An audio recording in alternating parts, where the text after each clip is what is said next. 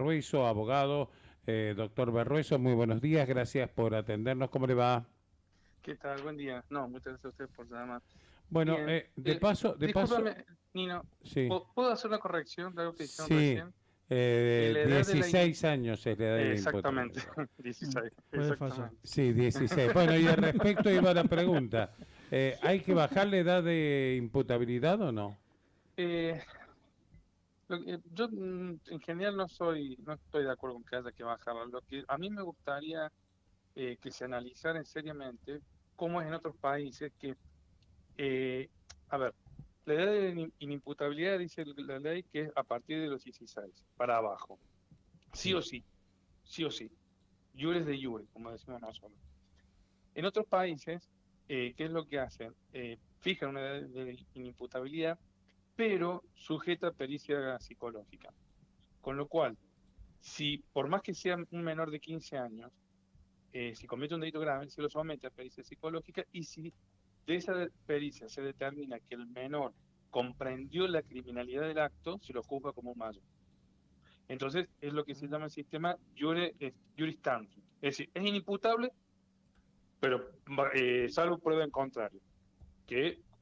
Entonces, te evitas esto bajar la edad de la imputabilidad y lo dejas sujeto a una pericia. Y se lo juzga como un mayor. Y ujú, listo. queda Es en claro. ese caso en particular. Doctor, Sí, se dio media sanción a la ley de interrupción voluntaria del embarazo. Del 29 se tratará si se le da sanción definitiva con el Senado.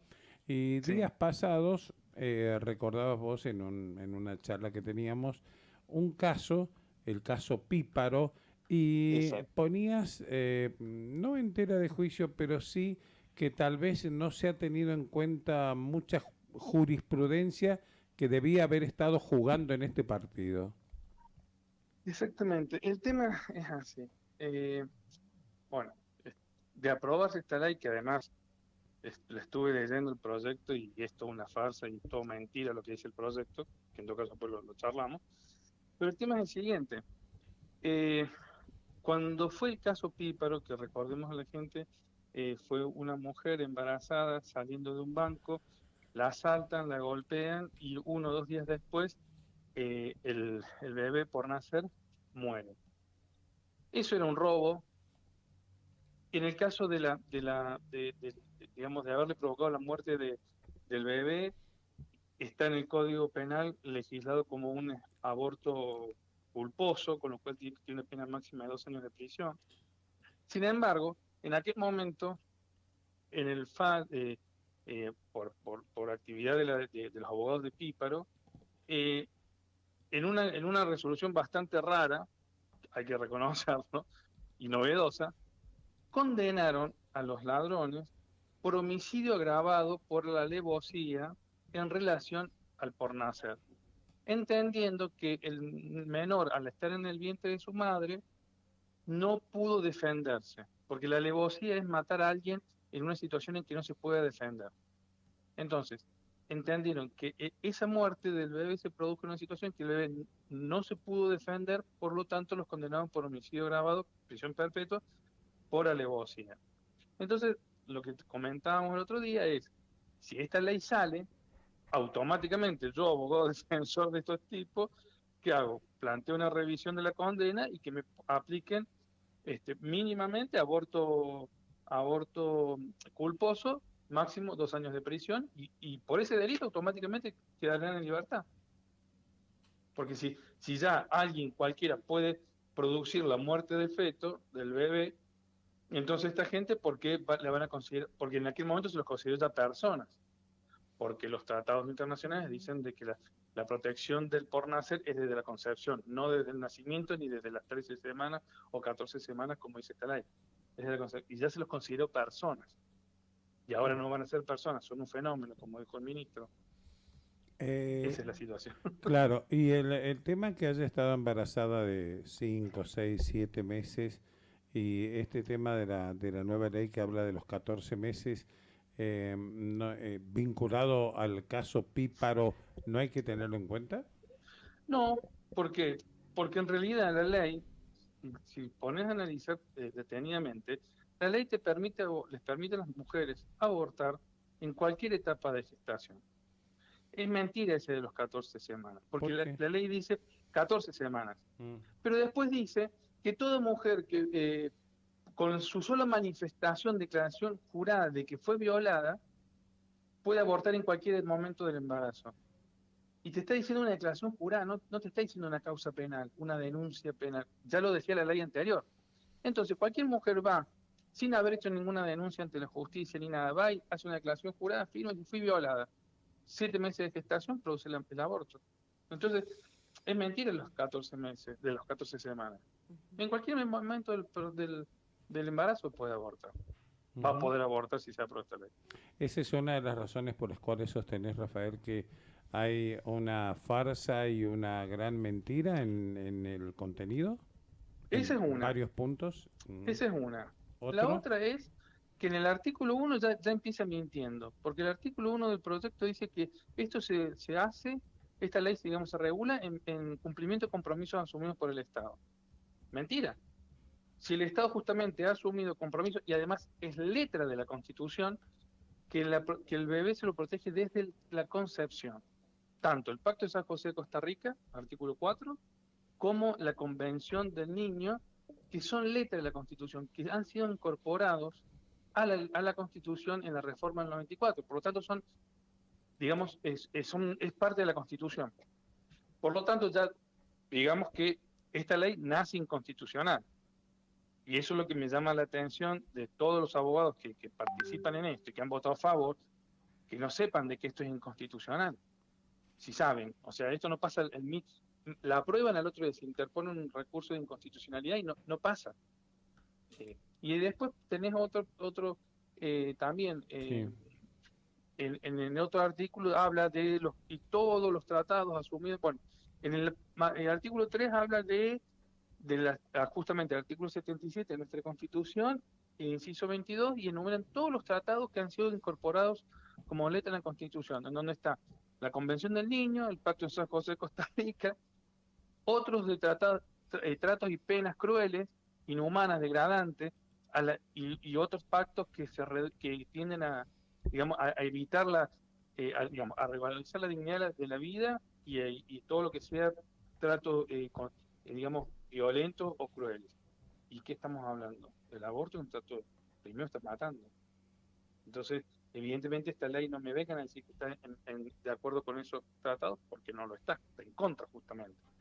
Entonces, insisto, es una ley que no pasa la revisión de constitucionalidad, y me gustaría por ahí contarle a la gente por qué siempre se apunta esto de la inconstitucionalidad. Porque nuestro sistema jurídico es piramidal, en donde en el vértice, arriba de todo, está la Constitución. Y todas las leyes que de ellas que se vayan saliendo tienen que estar de acuerdo con esa Constitución. Entonces, si tenemos los tratados, mejor dicho, la letra de la Constitución, que te está diciendo en distintos tratados incorporados que se va a cuidar por nacer o la persona desde la concepción, y la ley y el Código Nuevo Civil y Comercial habla desde la concepción. Entonces, evidentemente esta ley, que es de tercera categoría, no puede ir ni en contra del Código Civil ni en contra de la Constitución. Diego te consulta. Sí, por favor. ¿Qué tal, doctor? Buen día. Bien, con el análisis que hace usted, más allá de la mirada que uno tenga sobre el aborto, digamos, coincide entonces con aquellos que marcan desde el comienzo de este debate, tanto en 2018 como ahora, que para poder avanzar sobre el aborto habría que hacer una modificación constitucional. Tal cual. O sea, lo primero que habría que hacer es sacar todos los tratados que están incorporados en virtud del artículo 75 de la Constitución, como por ejemplo la Convención del Niño, que además es interesante. La Convención del Niño, sobre los derechos del niño, cuando se aprobó, la Convención dice la protección desde el nacimiento, creo que decía. Sí, creo que decía desde el nacimiento. Y Argentina hizo una salvedad diciendo que en Argentina se iba a proteger desde la concepción. O sea, que Argentina hace la reserva diciendo que en nuestro caso no es del nacimiento, desde la concepción. Y eso es con letra de la Constitución. Bien. La Constitución de San Luis también marca lo mismo, ¿no? En ese También sentido, marca, también debería ser exactamente. modificada. También debería ser modificada la Constitución. Por eso los legisladores provinciales que votaron a favor, votaron en contra de la Constitución provincial. ¿Y usted imagina, digamos, un escenario donde, por ejemplo, el gobierno de San Luis pueda impulsar una enmienda sobre ese punto? La enmienda generalmente No sé, tiene que terminar en no el referéndum después. Y sí, tengo entendido que sí, si mal no recuerdo, la Constitución admite 2 modificaciones, digamos, por vez. Ujú. Así que sería cuestión de que el gobierno en las próximas elecciones plantee la posibilidad de reforma. Pero de todos modos, la Constitución provincial no puede ir en contra de la Constitución nacional. Bien. A ver, la Constitución provincial No, eso puede dar no. más derechos, pero no restringirlos. Entonces, Acuérdese, usted está equivocado, acuérdese lo que dijo el ministro, Ah, no, sí, sí. No, el no, ministro Anastasi, digo, la ley provincial está sobre ah, cualquier ley nacional. La Bueno, pirámide no, bueno, jurídica. no. lo seguimos escuchando. Lo que La doctrina Anastasi dice que la pirámide jurídica indica que la ley provincial está por encima de la nacional. Sí, bueno, No, pero hay que sigamos decirle, escuchándolo. hay que decirle que no, por encima de todo está la Constitución Nacional y no hay nada por encima de la Constitución Nacional. Así que eso habría que enseñárselo. Estimo que no es abogado, por eso dice eso. Doctor, de sancionarse esta ley, ¿se puede recurrir a pedir la inconstitucionalidad de la misma entonces? Sí, y seguramente así distintos organismos ONG que están a favor de las 2 vidas, por decirlo de una forma, o en contra de la interrupción voluntaria del embarazo, como le dice la ley, pueden interponer una acción de inconstitucionalidad, así que y estoy seguro que ya la están haciendo, y si no la deben tener de la otra vez, desde el 2018, cuando también que Deben ya tener la lista, cambiándole la fecha. Sí, exactamente, porque es lo mismo, es exactamente igual. Y otra de las cosas que también genera muchos problemas, porque no solamente el caso este particular de Píparo, pero la ley solamente habla de la madre, de la gestante la que puede decidir. Con lo cual al padre, si te he visto, ni me acuerdo. Y primero me parece que hay 2 cuestiones acá contradictorias, o por lo menos una es contradictoria. Y la igualdad, ¿no es que somos todos iguales? Entonces, ¿por qué el padre no es igual entonces? Porque el padre no puede decidir. Y la otra consecuencia que esto puede traer es la desobligación de cuota alimentaria por parte de los padres. Porque una parejita queda embarazada la novia. El chico le dice, aborta. No, yo no aborto. No, porque yo soy la única que decido y no aborto. Bueno, listo. Va ante un escribano público y deja expresamente manifestado de que él quiso que la novia abortara, por lo tanto no se va a obligar a pasar alimentos.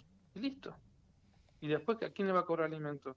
Porque si ella sola decide, si la madre sola decide, bueno, entonces el padre no tiene por qué decidir, digamos, o verse obligado a pasar cuota alimentaria. Y eso no lo ven tampoco, evidentemente. Entonces... Doctor, clarísimo. Muchísimas gracias por atendernos, que tengas una buena jornada de trabajo. No sabemos si durante la semana volveremos a dialogar públicamente, privadamente sí, ya tenemos todo en orden, nuestros pasaportes, todo, para acompañar. Cierto, o sea, se está... ¿Viste, Estaba Anto? olvidando. ¿Viste, Anto? Se estaba olvidando. Capaz que no nos quiere llevar. No. me parece. Nosotros se lo vamos a recordar, o este año o el año que viene cuando volvamos con el Todos programa. los días. Un abrazo, doctor. Yo estoy deseando más que ustedes que me inviten a Colombia a presentar el libro, perdón, cuidado. ¿Qué libro es? El de responsabilidad penal de las personas jurídicas. Un tema controversial. Ya está previsto, pero bueno, todavía hay parte de la doctrina que se niega a que se pueda hablar de poder sancionar penalmente a una persona jurídica, pero bueno, ya está. Y bueno, muchísimas gracias a ustedes. No, por doctor, llamar gracias y por los a aportes. disposición, por supuesto. Un abrazo. A disposición. Chao, hasta Igualmente. luego. Saludos a todos.